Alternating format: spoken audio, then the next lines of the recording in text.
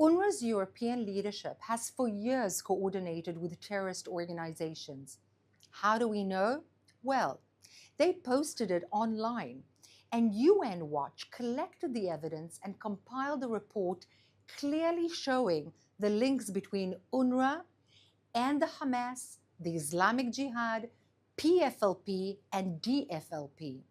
These are internationally banned terror groups listed by the EU, US, and many other countries. Let's look at the last two UNRWA heads.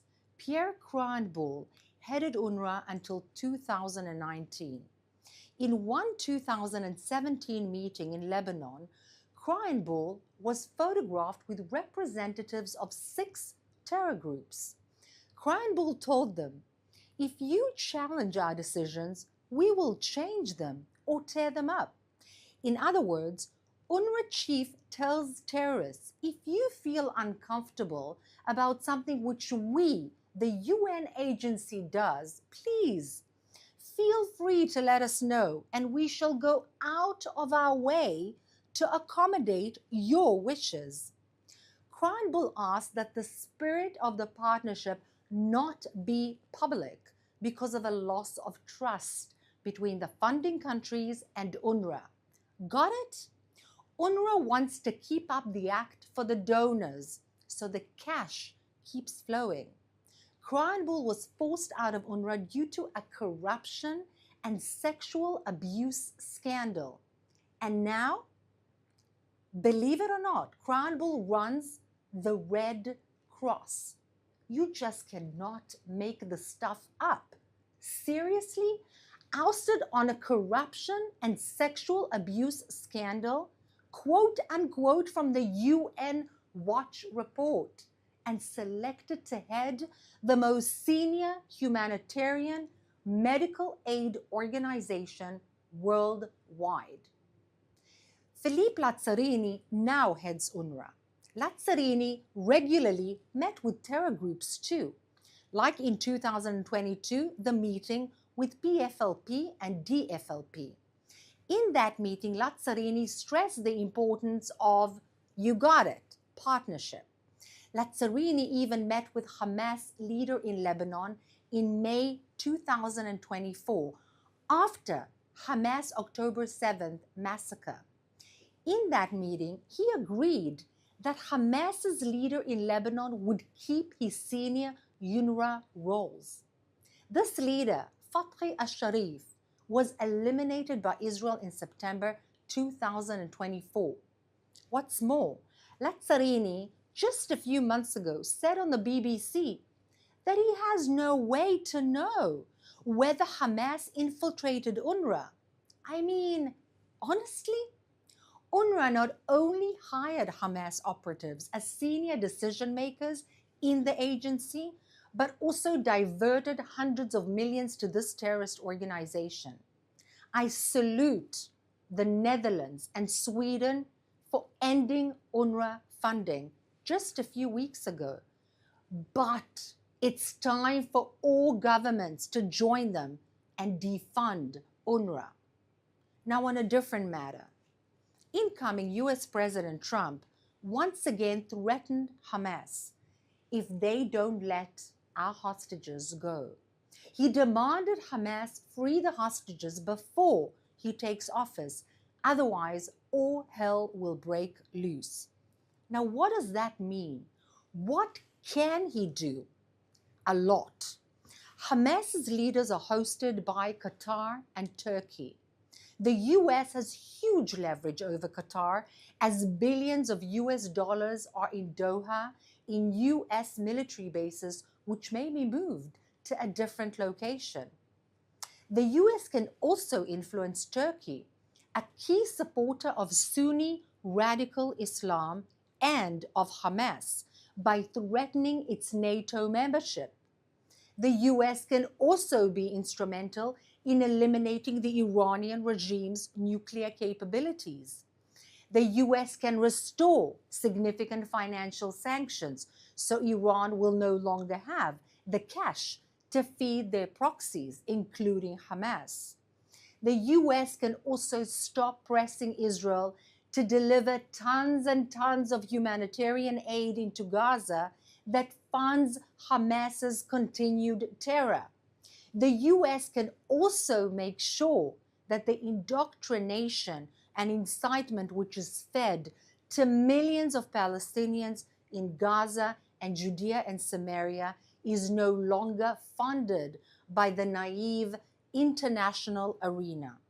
So you see, the current situation is not inevitable. It can be changed. Let's take some questions from our audience watching live on social media. Thank you so much, Ruth. This first question comes from Instagram. We've heard about Hamas leaks and Hamas refusing to say which hostages are even alive. Are there any updates about a hostage deal? So first, thank you for that question, because most important is our hostages and bringing them home. Now, the person in charge of the missing persons in Israel, Brigadier General in Reserves Gal Hirsch, is spending 2 days actually holding working meetings with visiting officials from the US, from the UK, from Canada, from Germany and Austria who are in Israel in order to try and work out how to get those hostages back out of Hamas captivity. But I must tell you something. The fact that Hamas has not even said who is alive and who is dead is something that I put back to the international arena.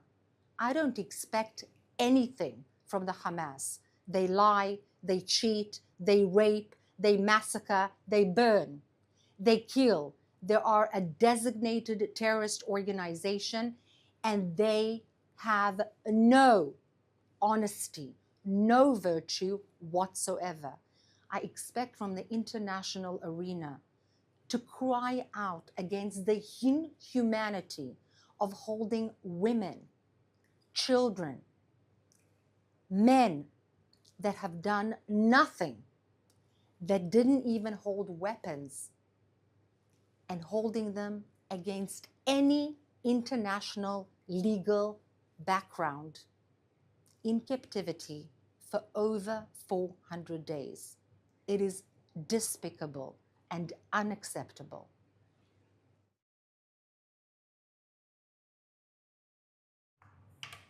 Thank you. Our next question comes from Viv on Instagram. Why have the New York Times and other big news outlets not taken up the story on UNRWA? First of all, the international media has a narrative.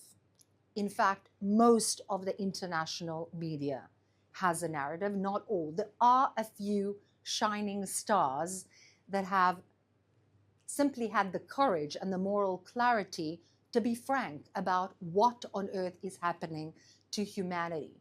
But to think of a UN agency that is financed by the taxpayers' money of yourselves, that is actually funding terrorism, and this has been proved. This is not Israel's research. This is internationally known already.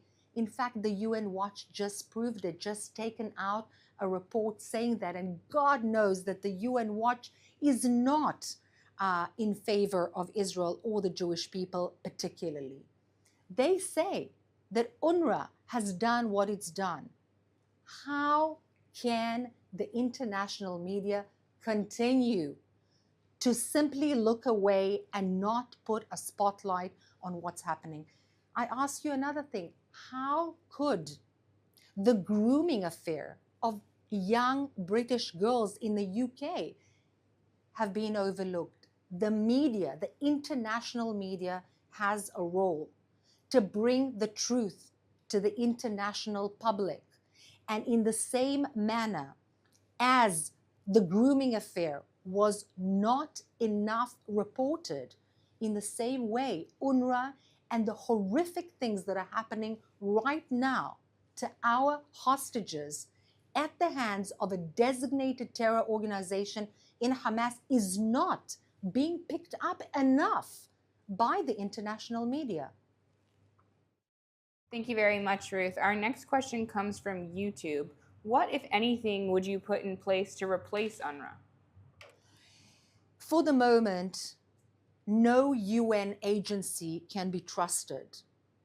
They have not done their job, whether it's UNIFIL in the north, to try and have the Hezbollah move away and disarm. They have not done their job in Gaza in any way. They were meant to take care of the Palestinian refugees. In fact, make the number smaller as they bring them jobs, have them have homes, and so on. The exact opposite has been happening for decades on the taxpayers' money of the international arena and its public. What needs to be done at this moment as a first, before a different agency or a different body or a different anything can take UNRWA's place, is have the Hamas disarm itself or be disarmed by the IDF and bring our hostages back.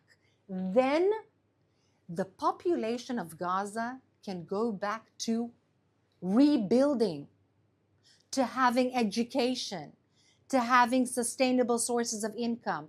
The Hamas is preventing that from their own people.